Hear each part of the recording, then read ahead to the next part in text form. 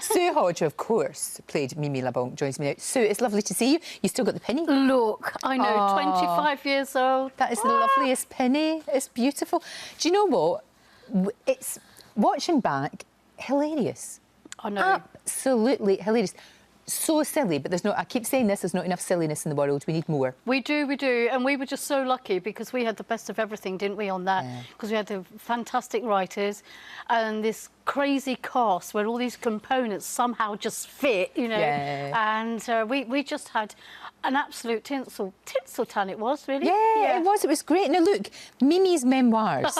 Now, this is by Sue Hodge, of course, by you, Sue, but it is written from Mimi's point of view. It is. It's written through the eyes of Mimi Labonq, i.e. you had to be there to know that actually happened. I was asked to do a cruise. A producer friend of mine, Chris Gidney, said to me, do you want to come on this cruise with, I mean, who wouldn't want to go with John Challis and Sue Holderness, etc., etc. You'll be OK then. So okay, then. I wrote this, because I thought, what am I going to do? So I wrote this thing, Mimi and Me, Allo Again, for the people on the ship. And when it finished, Chris came back to me and he just went, he said, Sue, you had them like that. He said, you've got to do something with this. Yeah. So he took out then the show Mimi and Me, which is my one-woman show. Of course. And he said, you've got no book. And I thought, right, that's what I'm going to do. Sure. All these years on, all the fans asking, you know, how did you actually get into the pram? How, you know, things like that. Yeah. That's what they want to know. So because you did mad things. You're hanging in the air. You were really game up. You were up for anything. I know. I did. Oh, yeah, all my own stunts down the sewer and flying nun business. And I remember the flying nun. I remember the flying nun. But such great memories, such fantastic memories. And also, of course, you took it on stage as well. You took the show on stage, didn't you? We did. I don't laugh. Took about 2,500 performances.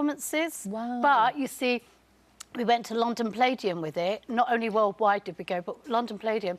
We'd gone there for 3 months. Can I say this? At the box office, it was taking 300,000 a week. Wow. So 6 months later, we were still there. I would imagine you would be. Yeah. I'd imagine they would have you still there now, to be honest with you. I'd go back now. It would be really good fun. You mentioned it was global. It was absolutely global. It went everywhere, even Germany.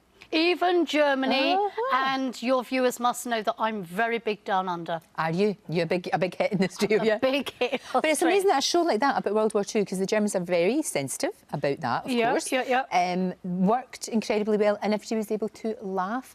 And comedy is such a brilliant thing that unites everyone. Absolutely. But you see, because it's come round again, it's the younger generation that have actually said that they have actually got their parents hooked onto it. Right. I get that. I completely get it. Because, you know, the kind of, I guess the successor to Allo Allo in many ways is Benidorm.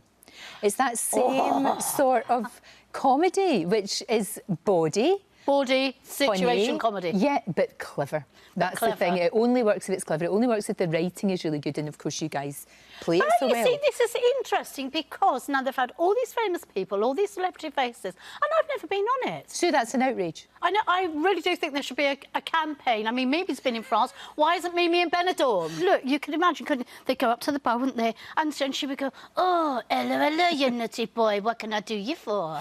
And that would be that. Wouldn't that be? It would work really well. It would. I think that has to happen. Because it is kind of, you know what I mean by that sort of comedy? It's just such good fun. It really is. So in the book, we find out, like I said, we find out an awful lot more about the series. And anybody that loves the series is going to really enjoy this. They really are. And of course, Gordon Kay, who played Rennie, was... Well, he was a comedy icon, really, wasn't he? And you two stayed in touch, and you were with him a lot just before he died. You were very close anyway. My Geordie Wardy. I mean, toward the end.